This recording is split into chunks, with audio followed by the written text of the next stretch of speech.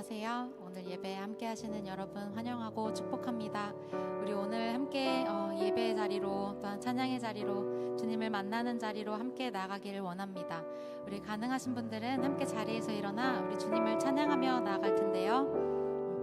주님이 우리를 가장 좋은 길로 인도하십니다. 그리고 우리에게 기쁨을 주시길 원하시고 항상 주님 우리와 함께 하시며 더 큰 사랑을 부어주시길 원하고 계십니다. 우리도 주님께 그렇습니다 주님 나도 그것을 원합니다 하는 응답으로 이 시간 주님께 우리의 마음을 내어드리고 또한 나의 모든 것을 드리며 함께 나가기를 원합니다. 우리 함께 찬양합시다.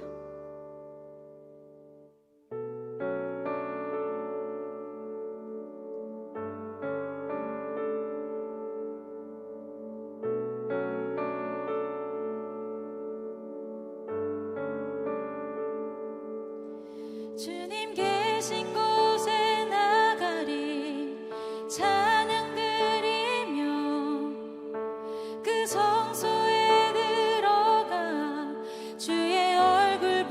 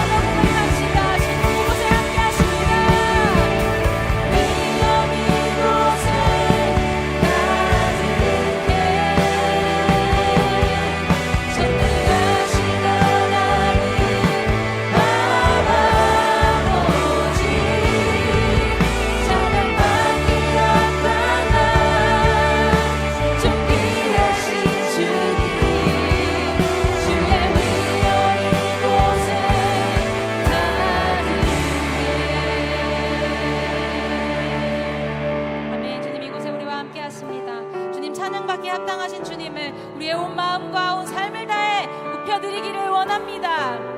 할렐루야.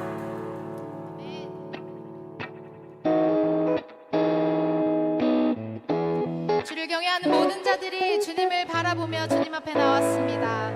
우리 모인 이 자리에 함께 하시는 주님을 함께 찬양하길 원합니다.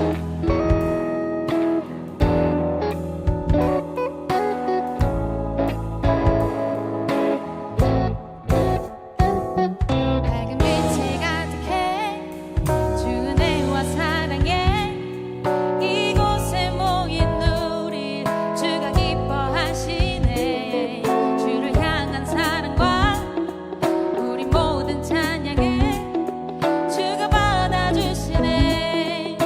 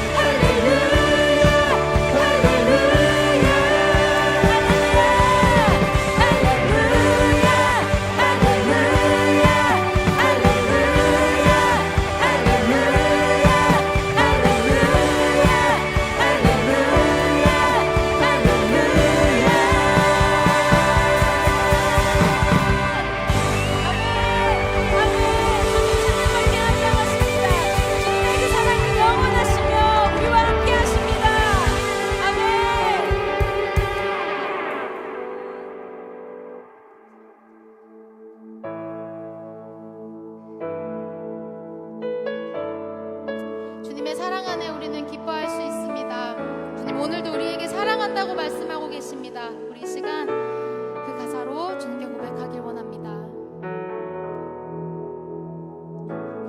아무런 자격도 없는 나를 위해 아무런 소망도 없는 나를 위해 사랑한다 사랑한다 사랑한다 말하시네 이 낮은 날 위해 이제 나는 옛사람 아니요 사망에서 건지신 주의 자녀이니 그 한없는 주의 사랑 안에 기쁨으로 걸어가겠네. 처음부터 고백합니다. 아무런 자격도 없는 아무런 자격도 없는 나를 위해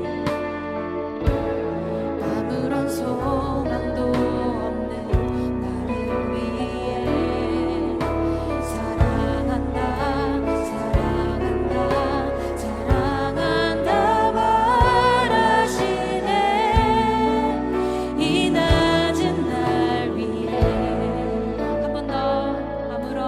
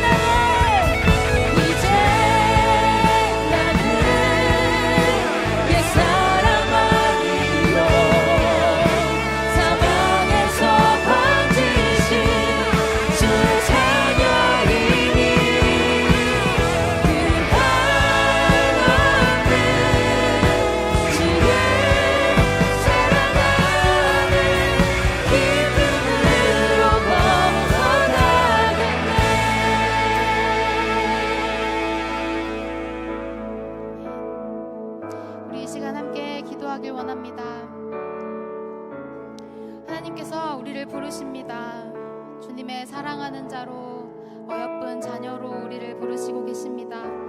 다른 세상이 아닌 주님이 정의하시는 나, 주님이 부르시는 나의 모습, 주님 그것을 우리가 보길 원합니다. 주님 나를 어떠한 자로 부르고 계십니까?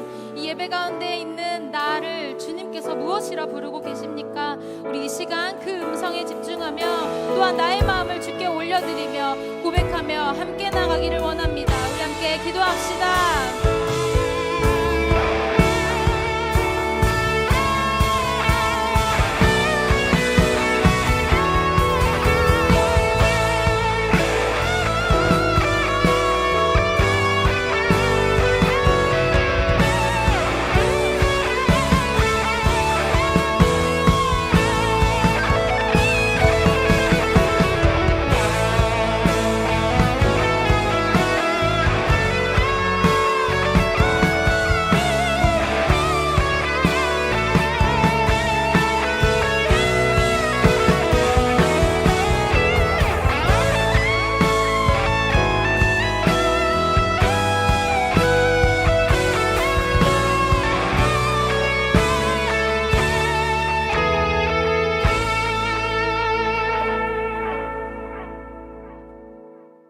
사랑과 은혜가 많으신 하나님, 한 주간의 삶을 살아내고 다시 주님께 나와 예배할 수 있도록 붙들어 주심에 감사합니다. 주님께서 늘 함께 하시는 은혜로 허락된 이 시간이 당연한 것이 아님을 고백합니다. 주님께서는 우리에게 한없는 사랑을 보여주셨지만 우리는 삶 속에서 주님의 존재를 잊고 우리의 생각과 계획을 앞세우며 고집할 때가 많았습니다. 주님의 뜻을 온전히 받아들이지 못했던 완고함을 용서해 주세요. 주님께서는 주시는 사랑을 온전히 믿고 선하신 주님의 계획을 더 깊이 신뢰할 수 있기를 원합니다. 주님의 보호하심 아래 S국 단기 선교팀이 안전하게 돌아오게 하심에 감사합니다. 그 땅에서도 이 땅에서도 함께 하시는 주님께서 그 여정 가운데 보여주신 사랑과 소망이 우리 공동체 안에만 머무르지 않고 주변 사람들에게까지 흘러가 일상에서의 선교로 이어지게 해주세요. 또한 십자가의 길을 따라 섬기는 선교사님들에게도 위로와 힘을 더해주시고 지치지 않도록 영과 육을 붙들어 주세요. 고통받는 이웃들을 외면하지 않게 함께하며 또 우리가 아픔과 눈물을 나누고 서로를 위해 더욱 기도할 수 있도록 해주세요. 청년부 연합수련회를 준비 중에 있습니다. 이를 위해 마음과 시간을 내어 섬기는 연합행정팀과 각 청의 리더들에게 지혜와 힘을 더하여 주세요. 수련회를 통해 우리가 하나 되어 더 깊이 기도하고 말씀 앞에서 다시 세워지는 공동체가 되기를 원합니다. 이 시간 말씀을 전하시는 김성욱 목사님과 함께해 주셔서 예배에서 받은 은혜가 오늘 이 자리에 머물지 않고 우리의 삶의 자리로 이어져 사랑으로 살아가게 해주세요. 주님 안에서 발견되는 의미로 내일을 살게 하시고 그 삶이 또 그 다음 날로 계속해서 이어지기를 소망합니다. 각자의 자리에서 수고하며 섬기는 연합행정팀, 각 청의 행정 리더, 세이밀과 서포터즈, 새가족부, 홍보부, 방송실, 그리고 각자의 자리에서 섬기는 손길들을 기억해 주셔서 맡겨진 일들을 감당하는 과정 속에서 주님을 향한 우리의 처음 마음이 흐려지지 않을 수 있도록 도와주세요. 오직 주님만을 의지하며 이 시간 예배하는 모든 이들이 주님 안에서 참된 평안을 누리기를 소망합니다. 우리를 사랑하셔서 십자가를 지신 예수 그리스도의 이름으로 기도드립니다. 아멘.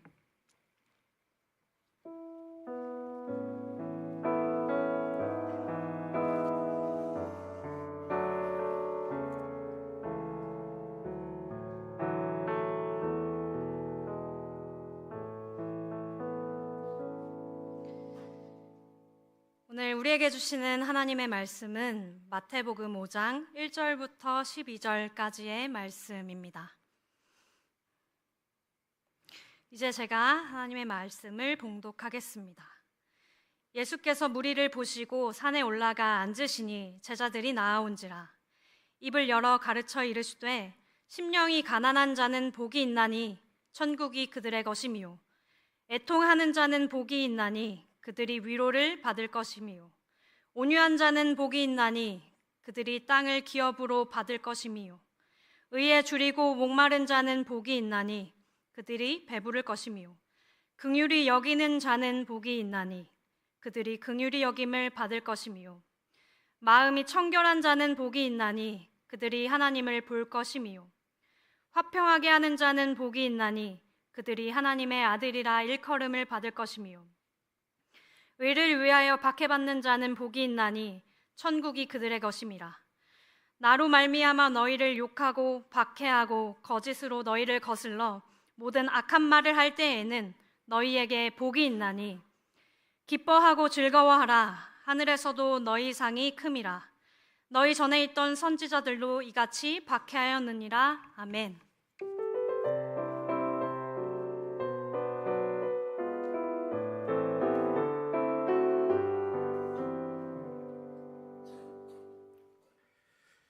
지난 주일에 이어서 오늘 나눌 예수님의 팔복에 관한 말씀은 복의 의미에 대해 질문하는 것을 넘어서 우리의 존재론을 새롭게 하는 말씀입니다.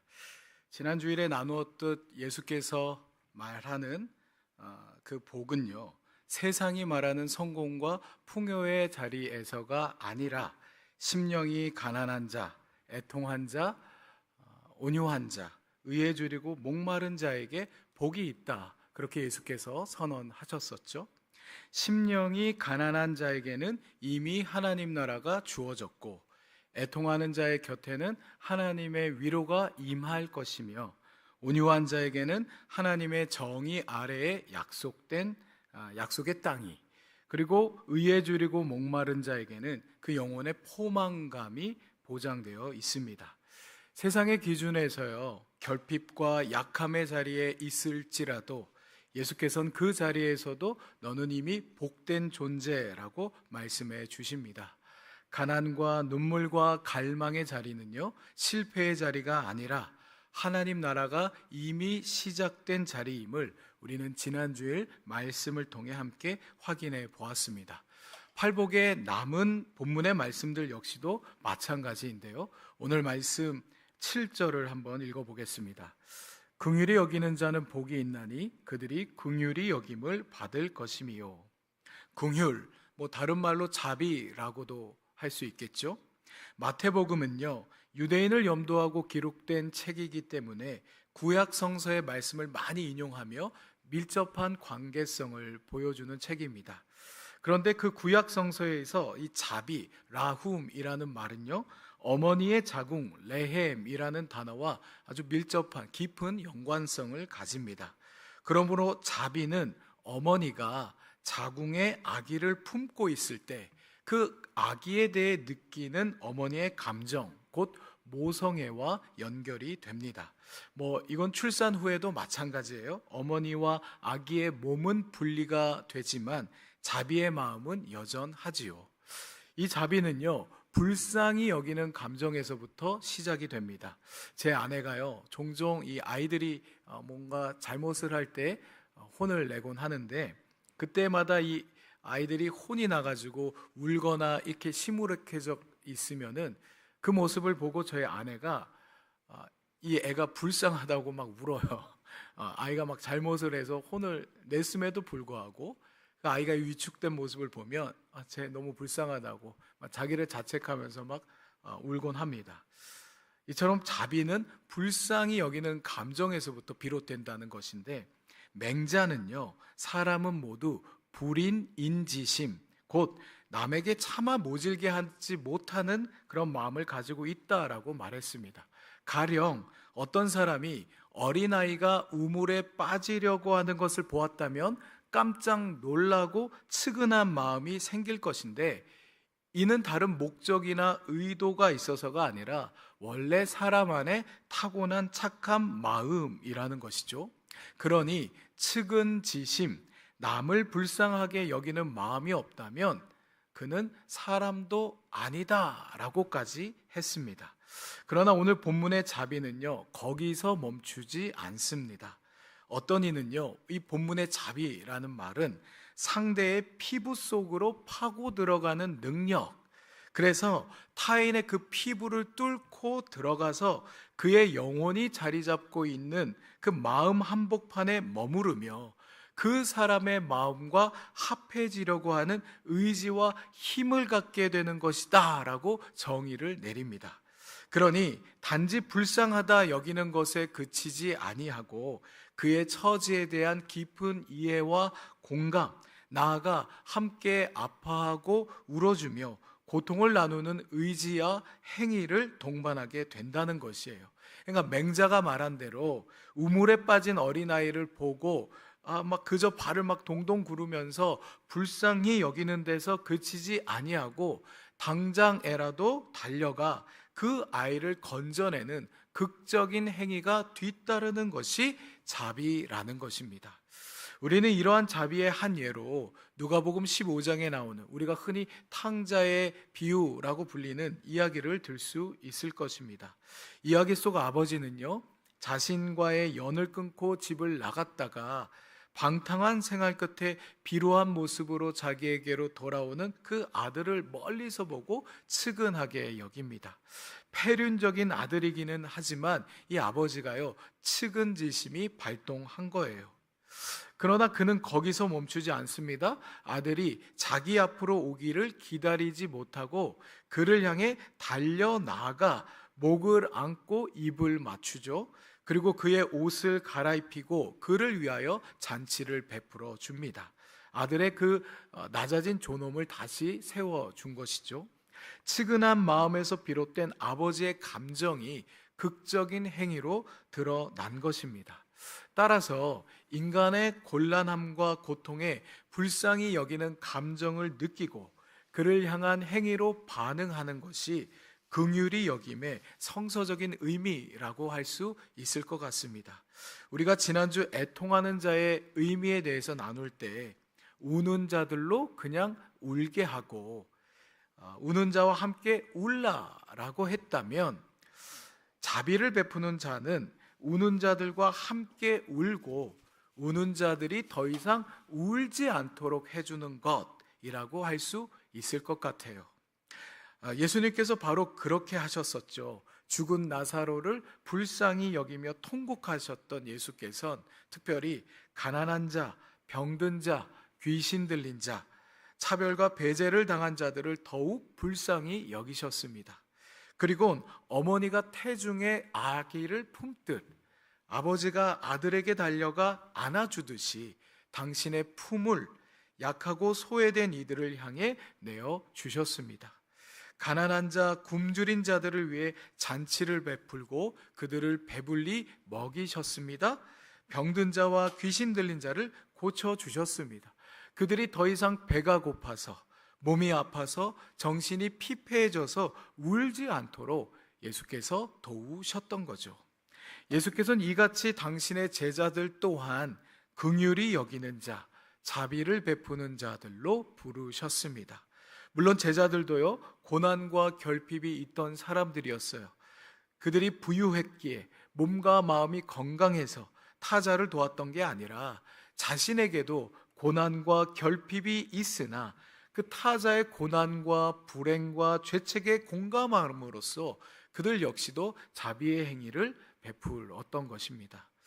그리고 이와 같이 자기의 품을 타자를 향해 열어두는 언제든지 타자를 향해 손을 뻗고 또 발을 내딛는 이들에겐 이미 복이 있나니 그들이 하나님께 긍휼히 여김을 받을 것이며, 우리가 기억해야 할 것은요, 우리가 자비를 베풀 수 있는 것은 이미 우리 자신이 하나님의 다함 없는 자비를 입었기 때문이라는 것이에요. 나 같은 사람도 환대하시고 용서하시고 용납하신 그 사랑에 힘입어 우리가 타자에게, 심지어 원수에게까지 사랑을 할 수 있게 되는 것입니다. 하나님과 나와의 그 사랑의 관계는요, 하나님의 긍휼히 여기는 마음에서 비롯되었습니다. 나와 너 간의 복된 관계 역시도 마찬가지예요. 우리가 서로를 긍휼히 여기는 마음에서 이 사랑이 시작되고 지속될 수 있는 것이죠. 제가 존경하는 어느 목사님께 누군가 이런 질문을 드린 적이 있어요. 어떻게 목사님 사모님과 그렇게 오래도록 의좋게 평생을 같이 살아올 수 있었습니까? 그랬더니 그 목사님이 툭 던지는 말로 이렇게 답을 하시더라고요. 피차 긍휼히 여기며 사는 거지 뭐. 모든 인생들이 사실 다 가련하고 고단하잖아요. 서로가 덕 보려는 마음보다는 서로를 애긍히 여기는 마음을 가지고 우리가 살아낼 수 있기를 바랍니다. 예수님께서도 누가복음 6장에서 이렇게 말씀하시죠. 너희의 아버지의 자비로우심 같이 너희도 자비로운 자가 되라.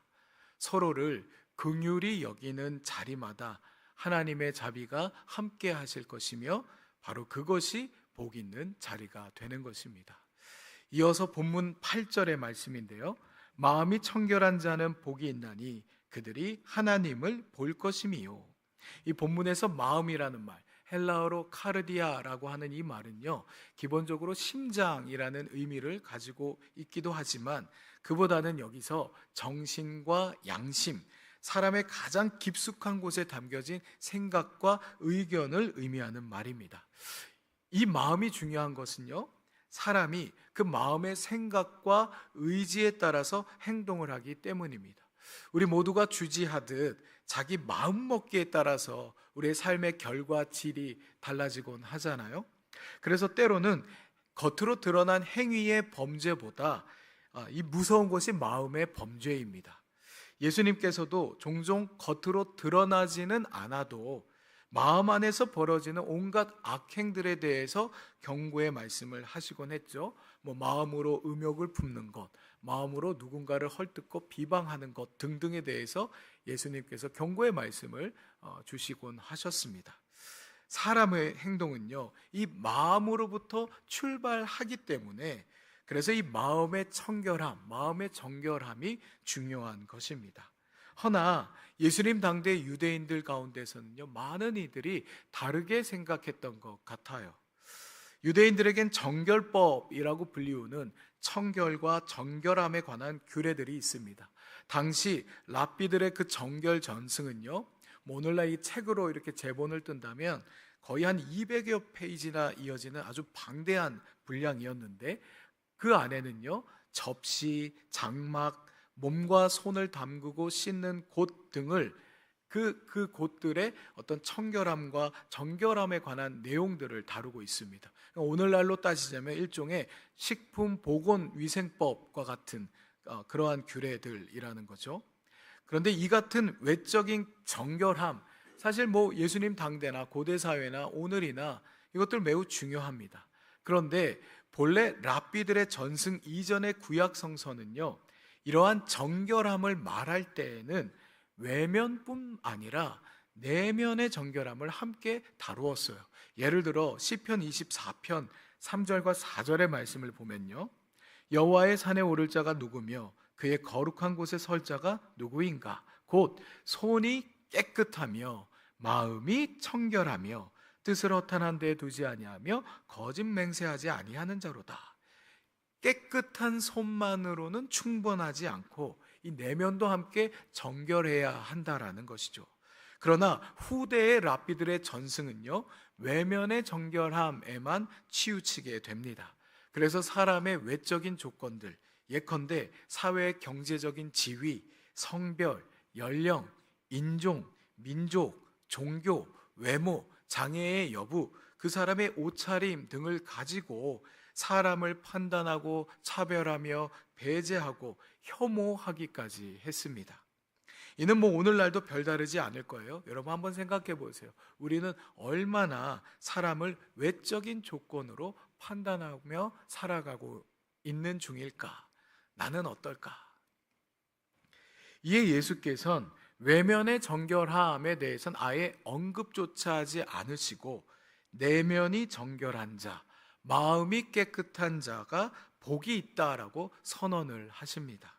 물론 그렇다고 예수께서 외면의 청결함에 대해서는 전혀 개의치 않는 그런 분은 아니었을 거예요. 다만 외면을 가꾸는 데 치중하느라 정작 자기 마음, 내면의 건강은 살피지 않는 외식적인 종교인들을 비판하고 사람을 진정 사람답게 하는 것이 무엇이 중요한지를 강조하고자 하셨던 것이죠.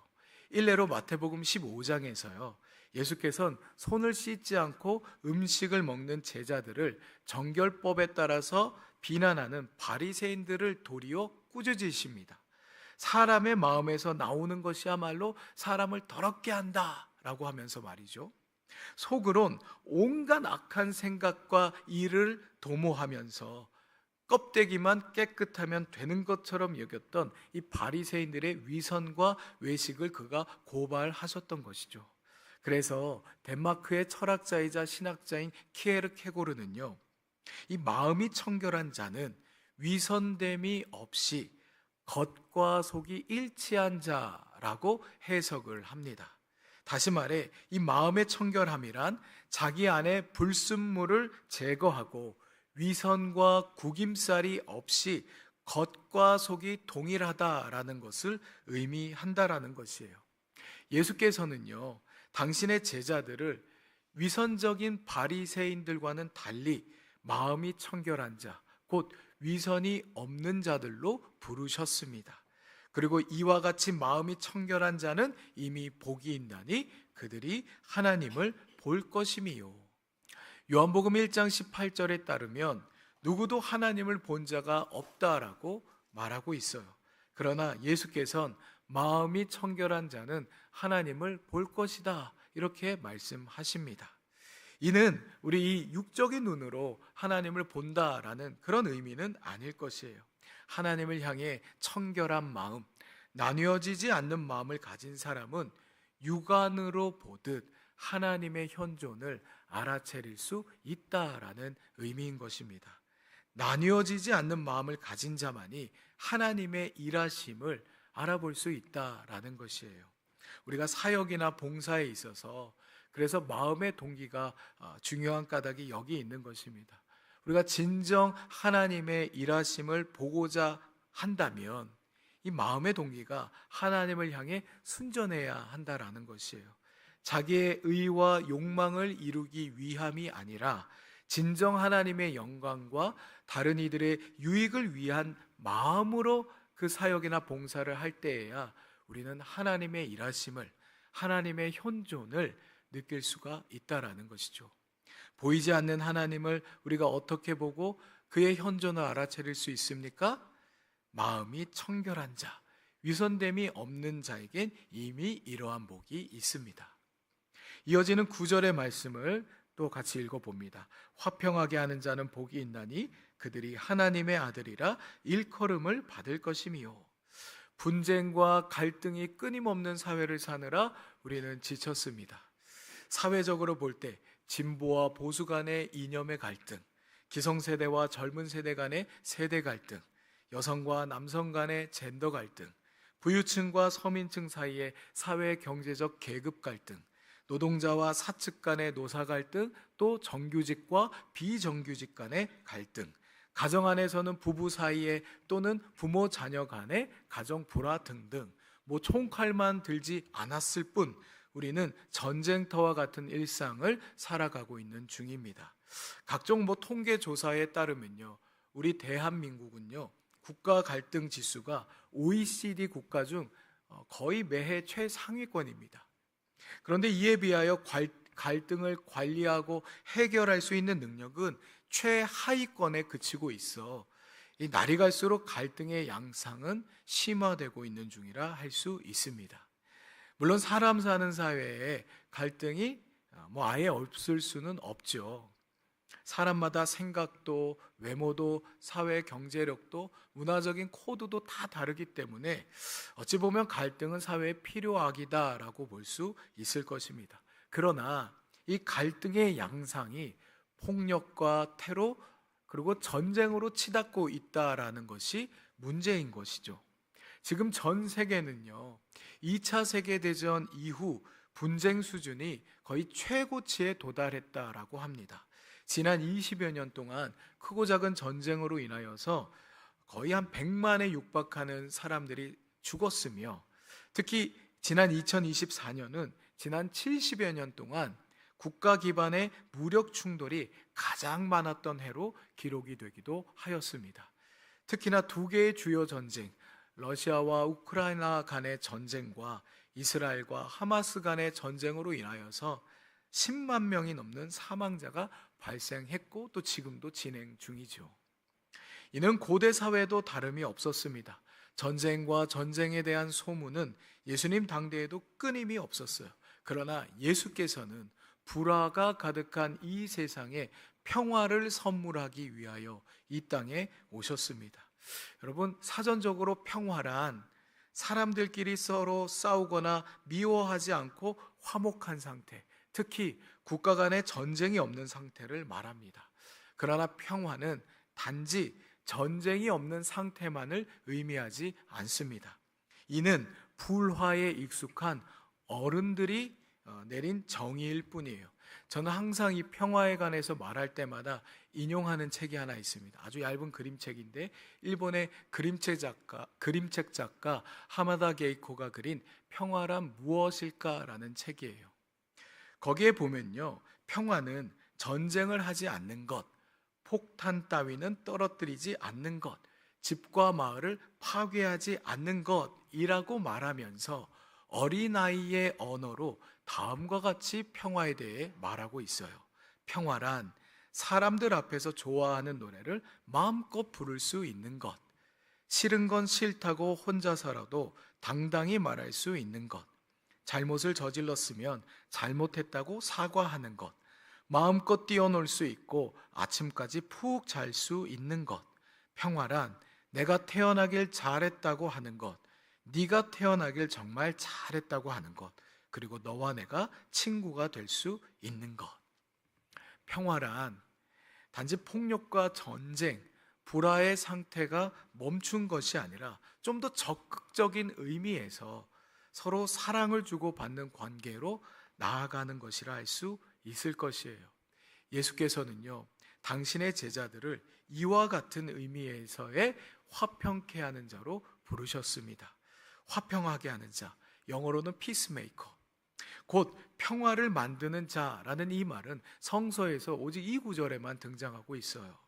이 말은 평화를 좋아하고 누림에서 더 나아가 보다 적극적인 의미에서 평화를 만들어내는 사람, 평화를 창조하는 자라는 의미가 담겨져 있습니다.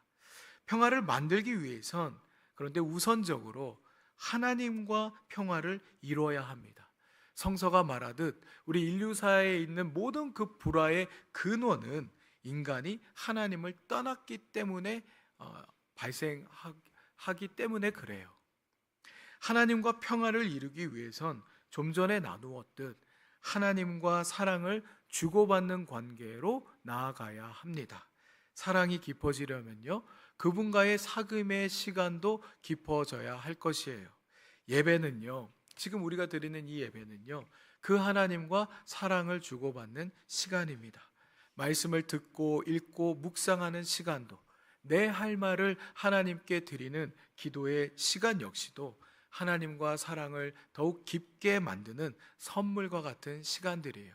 우리가 이 시간들을 통하여서 이처럼 하나님과 평화를 이루게 된다면 자연스럽게 다른 사람들과도 평화를 이루게 될 것입니다. 그리고 예수께서는 이처럼 평화를 만드는 자에게 복이 있나니 그들이 하나님의 아들이라 일컬음을 받을 것임이요.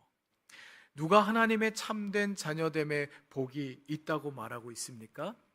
예수님께서는 믿음이 좋은 사람, 성경 지식이 많은 사람, 기도를 2시간, 3시간씩 하는 사람이라고 답하지 아니하시고 평화를 만드는 자라고 말씀하십니다.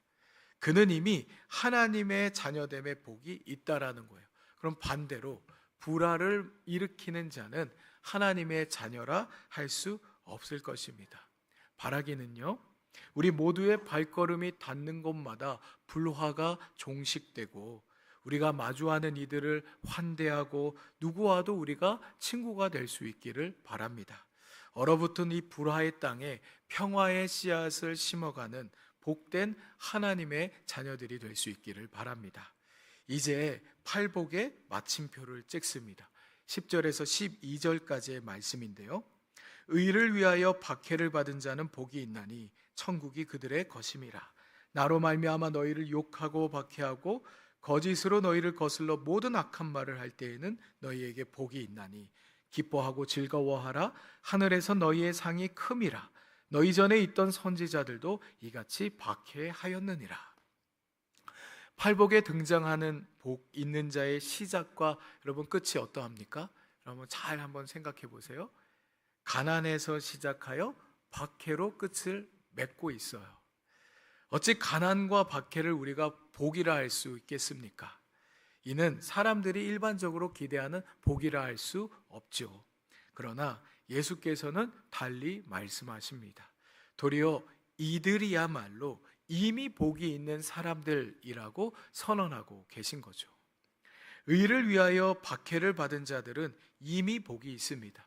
여기서 박해를 받는 으로 번역된 이 말이요, 쫓아오며 괴롭히다 라는 뜻의 디오코라는 동사의 현재 완료형인데, 다시 말해서 이전에 시작된 박해가요, 지금까지 쫓아와서 현재도 괴로움을 당하는 자라는 의미가 담겨져 있는 말이에요. 그렇다면 무엇 때문에 그가 박해를 받고 있습니까? 이유는 그가 의를 행했기 때문이래요. 이미 하나님의 의에 대해서는 지난주일에 말씀을 살핀 바가 있습니다. 하나님의 의를 이루는 일은 달리 말하면 하나님과 바른 관계를 이루는 일입니다. 더불어서 하나님과 관계가 바로 선 자들은 사람과 사람 간에도 의로운 관계를 이루어 정의로운 세상을 만들어 가게 되죠. 그런데 오늘 말씀에 따르면 이처럼 하나님의 의를 이루고자 한다면 처음부터 끝까지 박해를 받는다라는 것이에요. 이는 이 세상이 하나님의 의, 하나님의 정의를 이루는 일을 별로 좋아하지 않기 때문이에요. 이 세상은 하나님의 의가 이루어지는 것을 별로 좋아하지 않는다라는 의미인 것입니다. 불의한 세상에서요, 누구든지 정의를 부르짖으면 박해를 당할 수밖에 없습니다. 구약의 예언자들도 그러했어요. 히브리서 11장에 그 등장하는 믿음의 선배들의 이야기를 한번 여러분 나중에 한번 쭉 보십시오. 어떤 이들은 조롱과 채찍질 뿐만 아니라 결박과 옥에 갇히는 시련도 받았으며 돌로 치는 것과 톱으로 켜는 것과 시험과 칼로 죽임을 당하고 양과 염소의 가죽을 입고 유리하며 궁핍과 환난과 학대를 받았다라고 증언하고 있습니다. 성서시대 이후에 교회사를 살펴도요, 수많은 그리스도인들이 하나님의 의를 이루고자 박해를 받고 순교의 피를 흘렸습니다. 물론 오늘 우리는요, 그러한 박해로부터 비교적 자유로운 시대와 사회를 살고 있습니다. 그러나 정말 모진 박해까지는 아니더라도 하나님의 의를 위하여 어려움과 또 괴로움을 당하는 신실한 그리스도인들은 여전히 존재합니다. 그들은 그들의 삶의 자리에서, 곧 그들의 가정에서, 직장에서, 학교에서, 또 인간 관계들 속에서 하나님의 의, 하나님과의 온전한 관계, 사람들 간의 정의로운 관계를 이루기에 애쓰는 대가로 도리어 어려움을 당하곤 합니다. 어떤 사람들은요, 각종 부정과 부패가 만연하고 직원들을 착취하는 그 불공정한 직장에서 정의를 이루기에 나섰다가 도리어 어려움을 당합니다. 내부 고발자들 같은 경우에 또 정말 합리적인 이유가 아닌 이유를 알 수 없는 그런 해고를 당한 그런 노동자들을 대변해서 앞장서서 싸우다가 도리어 어려움을 당하는 그런 분들이 많이 계시죠. 따돌림과 학폭에 시달리는 친구를 보호하고 돕기에 나섰다가 함께 피해자가 되는 의로운 이들도 있습니다. 젠트리피케이션으로 인해서 평생을 지켜온 집과 가게에서 쫓겨난 이들과 함께 연대하면서 거리와 광장을 지키는 이들도 있습니다. 사회적 약자들, 소수자들의 아픔과 그 슬픔에 함께 연대하고 참여하다가 그 자신의 삶마저도 휘청거리는 이들이 많이 있어요. 교회에서도 마찬가지입니다. 교회사를 보다 보면요, 교회가 오히려 신실한 그리스도인들을 박해하기도 했습니다. 교회 안에 있는 명목상의 그리스도인들, 이들이 신실하게 예수를 믿고 따르며 그 뜻을 펼쳐나가는 이들을 박해한 것이에요. 복음서를 보면요, 자타공인 하나님을 경외한다고 했던 바리새인들이 예수를 앞장서서 박해하였습니다. 신약성서 곳곳에서도 이교도들이 아닌 이 교회 내부에서 다른 그리스도인들을 괴롭히고 박해하는 일이 많았음을 성서가 증언하고 있어요. 나중에 바울의 서신들을 한번 읽어보세요. 유대 그리스도인들이 이방인 그리스도인들을 여전히 혐오하고 있어요. 또 부자들이 가난한 그리스도인들을 차별하는 이야기들이 그 서신서들에 고스란히 증언이 되어 있습니다. 하나님의 의를 이루어야 마땅한 교회마저도 불의의 소굴로 전락한 예는 얼마든지 우리가 찾아볼 수 있죠. 세습 문제, 성폭력 문제, 각종 차별의 문제들. 오히려 이러한 문제들을 제기했다가 교회를 떠나야만 했던 이들이 굉장히 많이 있습니다. 이처럼 의인에게 도리어 시련과 고난이 뒤따르는 것은 어쩌면 숙명인지도 모르겠어요. 하나님의 의 자체셨던 예수님의 생애를 보아도 그러합니다. 여러분 사도신경을 아시죠? 그 사도신경에서 예수님의 생애를 어떻게 요약하고 있습니까? 예수님께서 태어나시고 고난을 받아 죽으셨다. 예수님의 공생애를 곧 고난과 죽음으로 요약하고 있어요. 예수님께서도요, 정의를 위하는 길은 곧 고난의 길임을 아셨습니다. 그러나 그는 자신이 가야 할 그 가혹한 십자가의 길을 피하지 않으셨어요. 그것은 그 길이 허무와 죽음으로 끝나는 것이 아니라 부활과 하나님 나라로 나 있다라는 것을 그가 아셨기 때문입니다. 그래서 오늘 당신의 제자들에게도 말씀하시는 겁니다. 나를 따라 의를 위하여 박해를 받는 자는 복이 있다. 천국이, 하나님 나라가 그들의 것이다. 어쩌면 하나님의 정의를 이루기 위하여 어려움과 괴로움을 받는 그 깊이가 깊어질수록 그만큼 우리가 주님을 닮아가고 있다라는 증거가 되는지도 모르겠어요. 그래서 여러분, 이것은 우리에게 감당할 만한 것이 되는 것입니다. 우리 서로 사랑하면 닮아간다라는 말처럼 의를 위한 시련과 고난의 깊이만큼 주님을 향한 우리의 사랑도 깊어가기 때문입니다. 주님을 진실로 사랑한다면, 여러분 우리가 진실로 주님을 믿는다면 우리의 삶은 달라질 수밖에 없습니다. 진실로 주님을 사랑한다면 그분과 함께 있고 싶고 그분을 따르고 싶고 그분을 닮아갈 것이에요. 그렇기 때문에 우리는 감당할 수 있는 것이죠. 사랑하면 두렵지 않습니다. 사랑이 결국 모든 것을 이겨낼 것이기 때문이에요. 의를 위하여 박해를 받는 자, 곧 예수님 때문에 어려움과 괴로움을 당하는 자에게는 복이 있습니다. 천국이, 하나님 나라가, 우리 주님의 그 깊은 사랑이, 성령의 역사가 그와 함께 하실 것입니다. 사랑하는 자매 형제 여러분, 이 예수님께서 선언하신 팔복은요, 세상이 말하는 복과는 전혀 결이 다릅니다. 심령이 가난한 자, 애통하는 자, 온유한 자, 의에 줄이고 목마른 자, 긍휼히 여기는 자, 마음이 청결한 자, 화평하게 하는 자, 그리고 의를 위하여 박해를 받는 자. 가난에서 시작하여 박해로 끝나는 복, 이거 누가 받고 싶겠습니까? 이들은 세상의 기준으로 보면 여전히 결핍과 불안과 위협 속에 놓인 사람들이에요. 그러나 예수께서는 그 자리를 외면하지 않으시고 바로 그를 향해 선언하시는 겁니다. 마카리오이, 이미 너는 복되도다.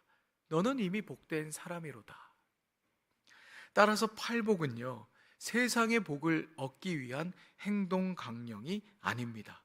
어떤 존재가 이미 복된 존재인가를 선언하는 말씀인 것이에요. 그러니 오늘 우리가 다시 묻게 되는 질문은 이것입니다. 나는 예수께서 복되다 선언하신 그 자리에 과연 서 있는가? 예수님이 복되다 하신 그 자리에 나는 과연 서 있는가? 나는 그 자리에 터하고 있는가? 긍휼을 베푸는 자리, 마음을 나누지 않고 하나님을 향해 정직하게 살아가는 자리, 갈등을 일으키기보다 평화를 만들기 위해 한 걸음 내딛는 자리, 그리고 정의를 포기하지 않기 때문에 손해를 감수해야만 하는 자리, 그 자리는 결코 쉬운 자리는 아닐 것이에요. 외롭고 오해받고 때로는 상처받는 자리이기도 합니다. 그러나 예수께서는 용기를 내어 그 자리에 선 이들을 향해 외치십니다. 기뻐하고 즐거워하라. 하늘에서 너희의 상이 크도다. 어쩌면 복된 삶이란 그저 편안한 삶이 아닐 수도 있겠다 싶습니다. 참으로 복된 삶은요, 주님과 동행하는 삶입니다. 그 동행은 우리를 결코 홀로 버려두지 않을 것입니다. 정의를 위하여 사랑하기 때문에 평화를 위하여 감당하는 그 모든 수고의 자리마다 천국이, 하나님 나라가 이미 임했습니다. 그러므로 오늘 우리는 세상이 말하는 복된 길보다 예수께서 말씀하시는 이 복의 길로 함께 나아갔으면 좋겠습니다. 진정한 여러분, 기복신앙이라는 것은 세상에서 말하는 복, 돈, 명예, 권력을 탐하고 구하는 그러한 것이 아니라 오롯이 예수를 구하는 신앙이에요. 기복신앙이 다 나쁜 게 아닙니다. 그리고 원래 기복신앙이란 오롯이 예수를 구하는 신앙이라고 저는 생각합니다. 주님께서요, 우리에게 더 큰 신앙을, 더 큰 믿음을, 더 큰 용기를 주실 수 있기를 빕니다. 그래서 눈물의 자리를 피하지 아니하고 불의 앞에서 침묵하지 않으며 사랑하기를, 평화를 이루기를 선택하는 참으로 복된 삶을 살아내는 저와 여러분이 될 수 있기를 바랍니다. 이 시간 우리 주신 말씀 기억하며 잠시 함께 기도하는 시간 갖기를 원합니다. 우리 오늘 주신 말씀과 더불어 또 지난 주일의 말씀, 또 우리가 함께 읽은 성서 본문의 그 말씀을 우리 마음에 한번 포개어 보고 그 말씀을 다시 되새기며 이 시간 주님 앞에 잠잠히 고백했으면 좋겠습니다.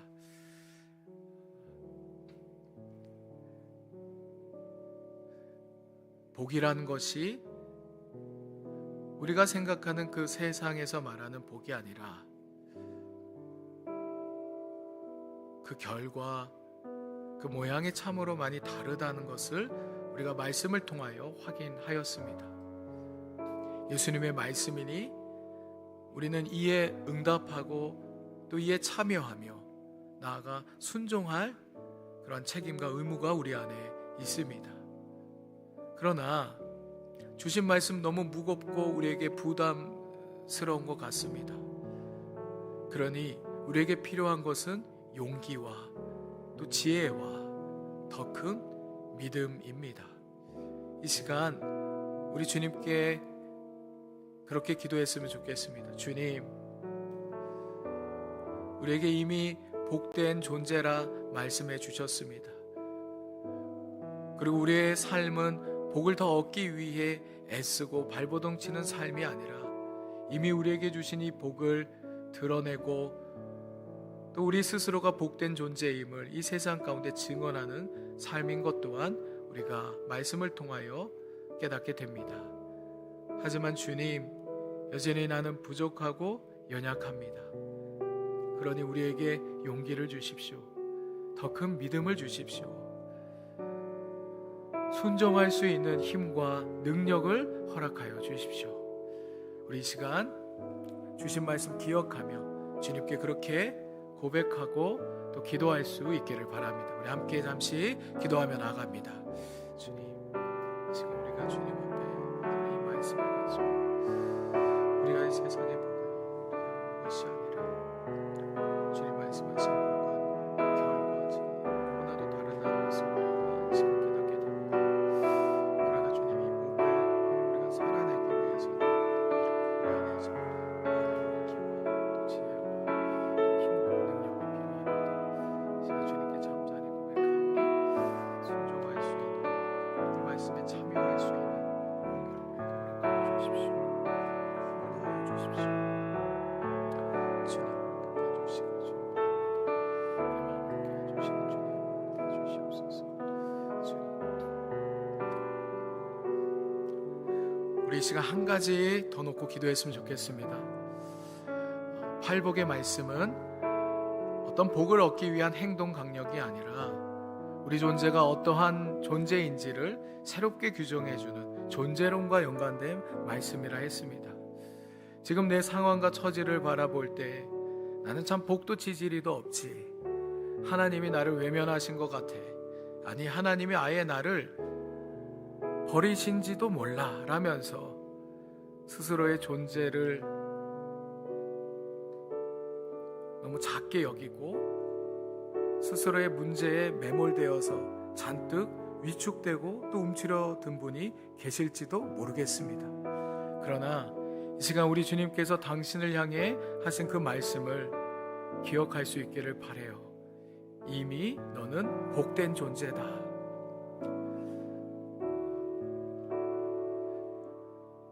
세상의 기준으로 주님은 우리 존재를 바라보시지 않으십니다. 하나님 나라의 관점과 시선으로 우리 존재를 새롭게 하시는 분이 바로 우리 주님이십니다. 그래서 우리 안에 새로운 삶의 가능성과 희망을 늘 불어넣어 주시는 분이 바로 우리 예수님이십니다. 여러분, 울고 있는 그 자리, 넘어져 있는 그 자리에서 다시 시작하면 되는 것입니다. 이 시간 당신을 향한 주님의 그 따뜻한 위로와 격려의 음성에 여러분 귀 기울이시기를 바랍니다. 주님이 당신에게 하시는 그 말씀을 여러분 마음과 삶에 담아둘 수 있기를 바랍니다.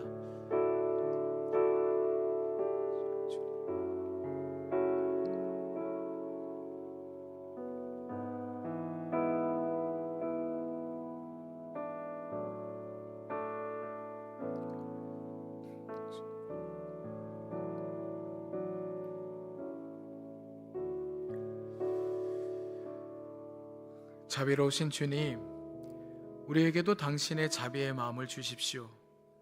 판단보다 공감을, 외면보다 다가섬을 선택하게 하시고 마음 아래에 머무르지 않고 손과 발로 사랑을 살아내게 해주십시오. 우리 마음을 정결하게 하시어 겉과 속이 나뉘지 않게 하시며 하나님과 사람 앞에 정직하게 살아내게 해주십시오. 불화가 가득한 세상에서 평화를 만드는 자로 우리를 사용하셔서 우리 가는 곳마다 미움이 누그러지고 화해와 평화의 씨앗이 심어지게 해주십시오. 정의를 위하여 살아가다 겪는 손해와 외로움 속에서도 낙심하지 않게 하시고 그 길에 주님께서 먼저 가신 길이며 하나님 나라가 이미 내 곁에 와 있음을 기억하게 해주십시오. 오늘 우리에게 예수의 팔복을 다시 들려주시니 감사합니다. 세상이 말하는 복의 기준으로 우리 자신을 재단하며 부족하고 실패했다고 여겨왔던 마음을 주님의 말씀이 새롭게 해주셨습니다. 심령이 가난한 자리에서도 눈물과 애통의 자리에서도 결핍과 갈등, 오해와 박해의 자리에서도 주님은 우리를 외면하지 않으시고 너는 이미 복되도다고 불러주셨음을 기억하게 해주십시오. 우리 주 예수 그리스도의 이름으로 기도드립니다. 아멘. 우리 다 자리에서 일어나셔서 함께 파송의 찬양 부르시겠습니다.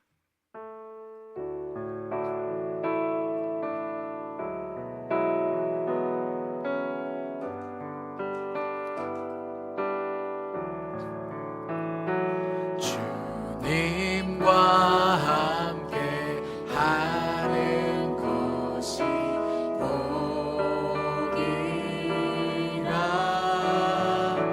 주님의 마음 아는 것이 축복이라.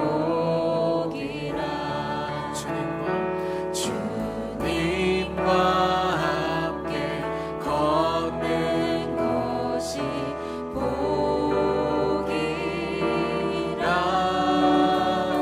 주님의 사랑 노래함이 행. 다시 한번 고백합시다. 주님과 함께 하는 것이 주님과 함께 하는 것이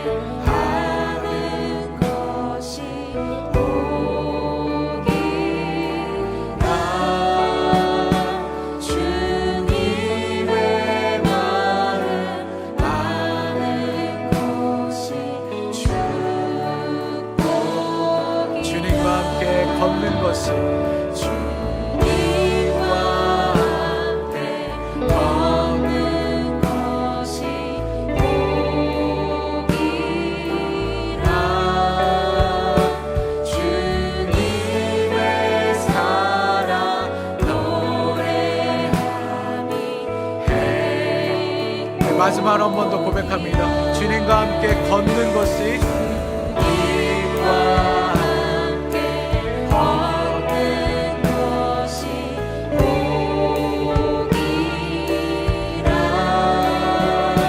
주님의 사랑 노래함이 행복이.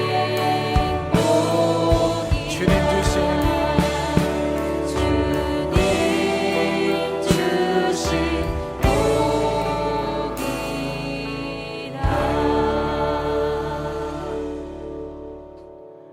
우리 주 예수 그리스도의 은총과 하나님의 다함없으신 그 사랑하심과 성령의 아름다운 사귐이 이미 복된 존재로 예수를 따라 살아내길 소망하는 여러분 모두에게 함께 하시길 축원하옵나이다.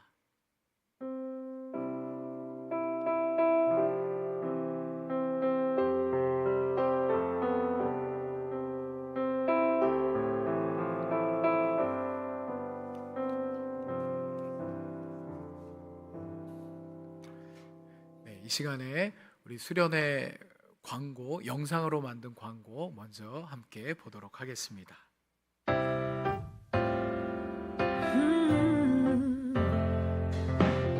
Walked quite a few miles with you now, and you've never walked away. Been through a few trials and somehow I bent but did not break you. Never fail me, and you never will. It's true, might sound crazy, but I say it still. I count it all joy when I run into trouble. I count it all good when the bad days come. 'Cause I know that you're always working, and I know that you're still not done. So I'm gonna lift your praise through the trial. Ain't no storm gonna stop my voice. 'Cause I've lived some life and I've learned that I can always count it all grace, count it all joy.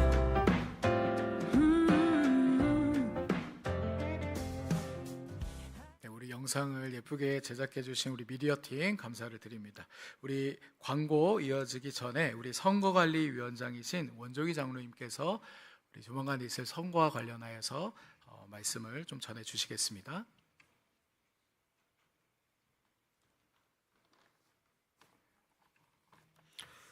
(2026년) 선거관리위원장을 맡게 되는 원종희 장로입니다. 반갑습니다.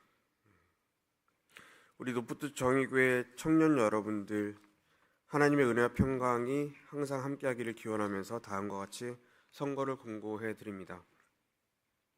본교회는 대한예수교 장로회 평목노회가 허락한 6명의 장로와 당회에서 교회를 위해 헌신할 안수집사 15명, 권사 15명을 선출하기로 하고 선거관리위원회를 구성하여 다음과 같이 선출 방법을 알려드립니다.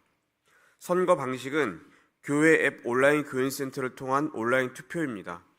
그래서 여러분들 핸드폰에 그 온라인 교인센터가 설치되어 있어야 하며 그 부분에 대해서는 이제 그 선거가 진행되는 동안 2층 선거 도우미들이 많은 도움을 드릴 것입니다. 투표 일정은 다음 주 설날 주간을 지나서 2월 22일, 3월 1일, 3월 8일 3차 투표까지 진행이 됩니다. 모든 주일마다 7시 30분부터 16시까지 투표를 가능하고요. 1차 투표 종료 후 선출 예정 인원의 2분의 1이 미치지 못하는 경우 피택 인원을 제외한 인원수의 1.5배수의 인원을 피선거권자로 해서 2차 선거를 진행을 합니다. 2차 투표 시에도 각 선출 예정 인원의 1분의 1 이상을 미치지 못하면 3차 투표를 진행을 하게 됩니다. 피택 기준은 장로는 투표수의 3분의 2 이상의 투표자, 안수집사와 권사는 투표수의 과반수의 투표자로 선발되게 됩니다. 아마 여러분들께서는 3월 1일 날은 수련회장에 계시기 때문에 그때도 여기에 계시진 않지만 온라인으로 충분히 투표를 하실 수가 있기 때문에 참여하실 수 있습니다. 피선거권자에 대한 자격을 말씀드리겠습니다. 장로는 본교회 정관 제11조 5항 선거규칙 제5조 1항에 따라서 무흠 세례교인으로서 7년을 경과하고 만 45세 이상이며 만 65세 정년을 기준으로 최소 12개월 이상 심우가 가능한 자, 선거 공고일 현재 본문교회에 등록하여 지속적으로 축소한 지 5년이 경과하고 교회 부서에서 3년 이상 봉사한 자로 협동장로 안수집사 권사에 해당됩니다. 안수집사 권사의 피선거자는 정관 제13조 5항 선거규칙 제5조 2항에 따라서 무흠 세례교인으로서 5년을 경과하고 만 40세 이상이며 만 65세 정년을 기준으로 최소 12개월 이상을 심우할 수 있는 자, 선거 공고일 현재 본교회에 등록하여 지속적으로 출석한 지 3년이 경과하고 본교회 교육과정 이수 또는 교회 부서에서 2년 이상 봉사한 자로 되어 있습니다. 그래서 여러분들께서는 선거권자에 해당되고 이미 지난주 주보에 선거권자 명부가 나갔습니다. 이의 신청 기간은 2월 11일 이번 주 수요일까지 이의 신청을 받게 되고요. 이의 신청은 저 또는 우상수 목사님에게 연락을 해주시면 됩니다. 여러분들께서 지금 우리 김성훈 목사님 새로 오셨고요. 그 다음에 윤기현 전사님, 박정호 목사님 계속 함께 사역하고 계십니다. 이분들께서 교회에서 계속해서 함께 우리가 기쁨을 나누고 믿음, 소망, 사랑을 키워가기 위해서는 이번 선거가 굉장히 중요합니다. 그래서 여러분들이 청년부를 사랑하는 만큼, 우리 교육자 여러분들 사랑하는 만큼, 교회를 사랑하는 만큼 그 마음을 담아서 반드시 투표에 임해 주시기를 바랍니다. 하나님의 신실한 인권을 뽑는 이번 선거가 청년 여러분들의 자유로운 의사와 민주적인 절차에 의해서 공정하게 진행되므로 하나님 뜻 안에서 원만히 치러지고 교회는 더욱 단합되고 일치하는 좋은 전통이 지속될 수 있도록 여러분들의 많은 협조를 부탁드리겠습니다. 이상입니다.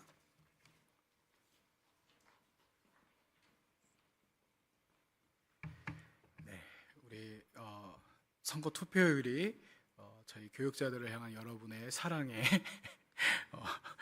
바로미터가 된다고 우리 장로님 말씀하셨네요. 예, 여러분 뭐 혹시 문의가 있는 부분들이 있으면 또 따로 우리 교육자들에게 문의해 주시면 좋겠습니다.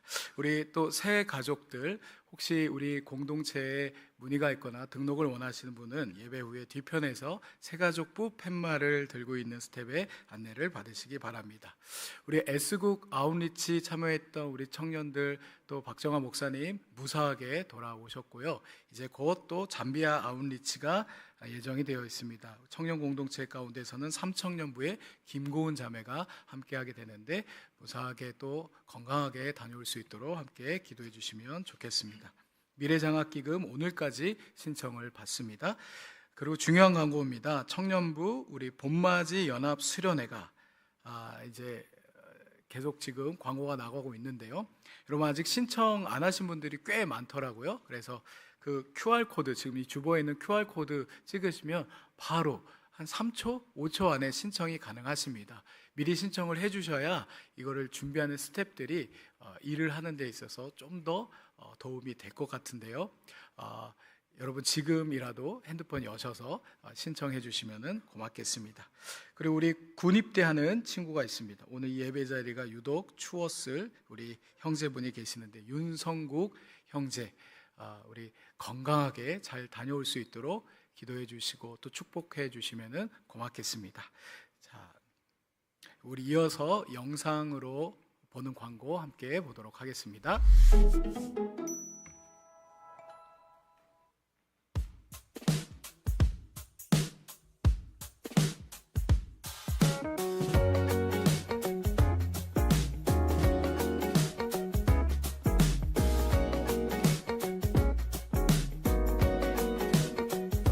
It's not always easy to see the good when it doesn't look the way I think it should. I know what it feels like when a smile don't feel right. But even the stress of a million cares can't cover the blessings you put everywhere. It don't take rose-colored glasses to see the gold in the madness.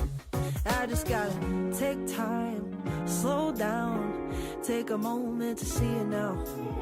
The little things are what it's all about, what it's all about. I'll take a look around. There's something to be grateful, something to be grateful for. It's waiting to be found underneath the surface. Everything I'm searching for, couldn't find it in